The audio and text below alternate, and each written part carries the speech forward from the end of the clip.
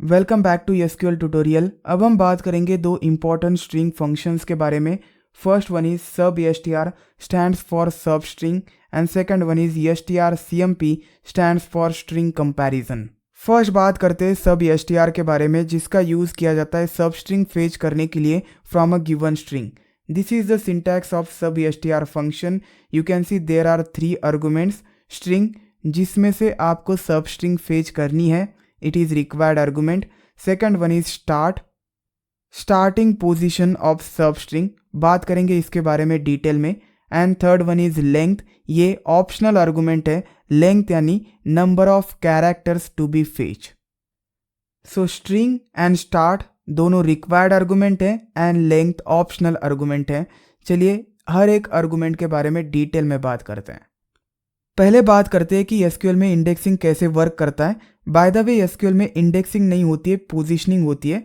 Consider मेरे पास एक string है containing 4 characters, so this is the string.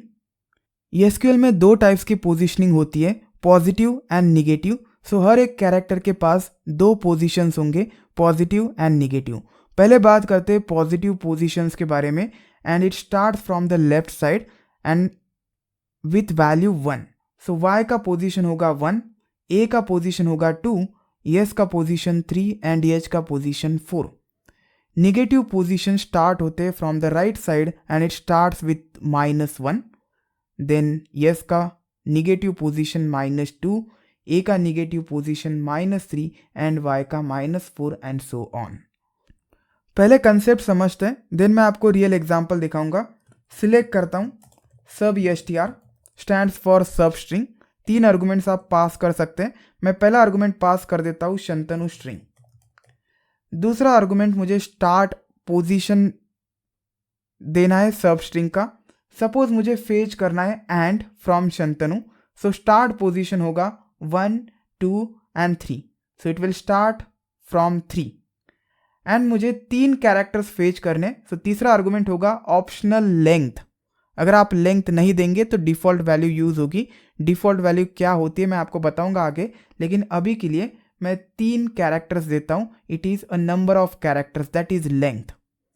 And enter करता हूं, मुझे मिल गया एंड। सो शंतनु स्ट्रिंग में से start with 3 position, so it will start from A and fetch 3 characters. A fetch हुआ, एन फेच हुआ एंड टी फेच हुआ and आपको मिल गया। सपोज आप लेंथ नहीं देते, सो दिस इज ऑप्शनल आर्गुमेंट, मैं लेंथ को रिमूव करता हूं। It will fetch all characters after a. Enter करता हूं and you can see till and. So second जो आर्गुमेंट होता है ये पोजीशन होता है। आप निगेटिव पोजीशन का भी यूज कर सकते हैं। सपोज मैं निगेटिव पोजीशन देता हूं -2 यानी n। So this is -1, this is -2 and enter करता हूं। एंटर करने के बाद मुझे यू मिल गया, सारे characters after the starting position. Suppose आप यहां पे -4 देते एंड 3 वैल्यू पास कर देते, इट मीन्स -4 पोजीशन से 3 कैरेक्टर्स फेच करो। सो -4 पोजीशन यानी -1, -2, -3, -4, टी ए एंड एन ये फेच करेगा। एंटर करता हूं, you can C TAN। Suppose मैं -3 देता हूं इंस्टेड ऑफ 3, अब क्या होगा, आपको एम्प्टी स्ट्रिंग मिल जाएगा। ये जो थर्ड आर्गुमेंट है ये एक्चुअली लेंथ है, number of characters to be fetched for the substring, and ये निगेटिव नहीं हो सकता। आपको कोई एरर तो नहीं मिलेगा लेकिन एक एम्प्टी रिजल्ट मिल जाएगा। सो ये वैल्यू हमेशा पॉजिटिव रहेगी।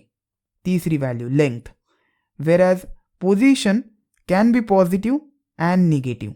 एंड शंतनु ये स्ट्रिंग होगी यहाँ पे which is required. So this is required, this is also required and ये ऑप्शनल होगा। Remember this thing. चलिए अब एग्जाम्पल देखते हैं। सो मैं सिलेक्ट करता हूँ everything from example table. We know about this table.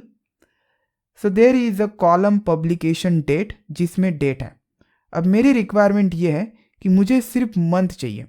This is year, this is month and this is date. So मुझे सिर्फ मंथ चाहिए। पहले तो मैं क्वेरी लिखता हूं select publication date from example table, enter. अब मुझे सब स्ट्रिंग चाहिए, मुझे सिर्फ ये वैल्यू चाहिए। So it starts with index 1 2 3 4 5 and 6। 6 के बाद मुझे 2 कैरेक्टर्स चाहिए, start with 6 and fetch 2 characters. So I write here सब ESTR। पब्लिकेशन डेट पे अप्लाई करना है। दूसरा argument starting position it is 6 and fetch करो 2 कैरेक्टर्स, एंटर करता हूं एंड हियर यू गो, आपको मंथ मिल गया। सपोज मुझे ऐसे रिकॉर्ड्स चाहिए, ऐसे बुक्स चाहिए। If you look at the data here, so ये बुक्स पब्लिश हुए ऑन दिस डेट। मुझे ऐसे बुक्स चाहिए जो पब्लिश हुए हैं इन 9th मंथ। चलिए एक्सप्रेशन लिखते हैं, क्वेरी लिखते हैं इसके लिए। So same, I'll select all here, select all from example table। मुझे पूरा रिकॉर्ड्स चाहिए, सारे कॉलम्स चाहिए एंड वेयर कंडीशन में पुट करूंगा वेयर, एंड वेयर के बाद I'll write that expression। so ये कॉपी कर लेता हूँ डायरेक्टली। so वेयर ये जो वैल्यू है कॉपी करता हूँ, it should be equal to 9। Enter करने के बाद यू कैन सी मुझे 2 रिकॉर्ड्स मिल गए जिनकी पब्लिकेशन डेट 9th मंथ है। ओके, 9th मंथ के बाद इन द लास्ट क्वार्टर कितने बुक्स पब्लिश हुए हैं और कौन से बुक्स पब्लिश हुए हैं ये मुझे फाइंड करना है। I can simply write here greater than 8। So 8 month के बाद and I write here 08 and you can see there are 4 books जिनका पब्लिकेशन डेट लास्ट क्वार्टर है ईयर का। अब सिर्फ आपको काउंट चाहिए कि कितने नंबर ऑफ बुक्स पब्लिश हुए थे in last quarter of the year.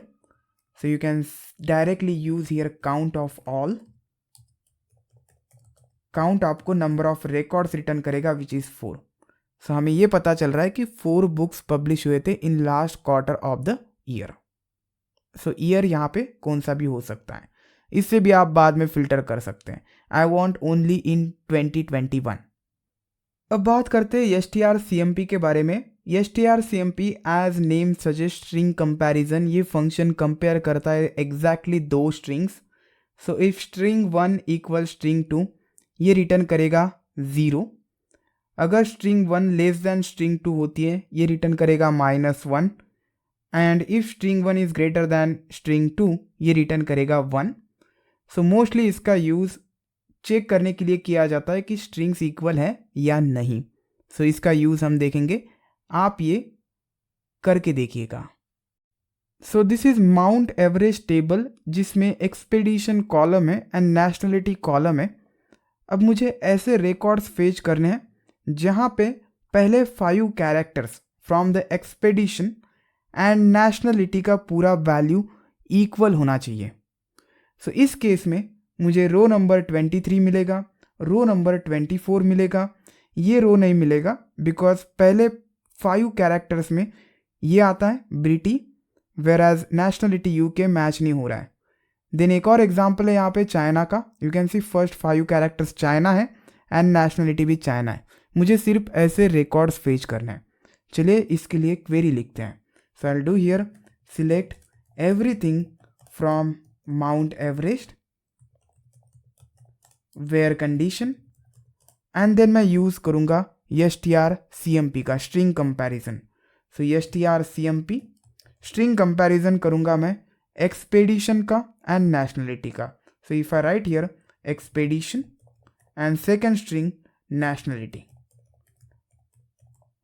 So directly ये 2 स्ट्रिंग्स कंपेयर हो जाएंगे फ्रॉम एवरी रिकॉर्ड्स। लेकिन हमें सिर्फ 5 कैरेक्टर्स कंपैरिजन करने हैं फ्रॉम द एक्सपेडिशन, स्टार्टिंग के 5 characters. There is a one function left function. So suppose मैं इसे पुट कर देता हूँ लेफ्ट फंक्शन के अंदर, एंड देन एक्सपेडिशन के बाद लिखता हूँ 5 कैरेक्टर्स। सो हमने ये फंक्शन लास्ट वीडियो में देखा है, एंड क्लोज करता हूँ strcmp को। सो लेफ्ट क्या करेगा, एक्सपेडिशन से पहले 5 कैरेक्टर्स पिक करेगा। सो इस केस में इंडिया आ जाएगा। सो यहाँ पे इंडिया आ जाएगा पहला आर्गुमेंट, एंड नेशनलिटी की वैल्यू इंडिया आ जाएगी। सो इनका कंपैरिजन होगा, अगर ज़ीरो आता है सो कंपैरिजन अगर इक्वल हो गया तो ज़ीरो आएगा। सो यहाँ पे मैं लिखूंगा इफ़ ज़ीरो, ये वैल्यू ज़ीरो होती है इट मीन्स मैच हो रहा है। एंटर करता हूँ, एक पैरेंथेसिस एक्स्ट्रा हुआ है। सो आप कंपेयर करके देखिए पैरेंथेसिस को।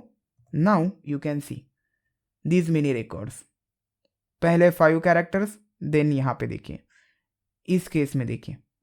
तो कुछ इस तरीके से आप strcmp का यूज़ कर सकते हैं।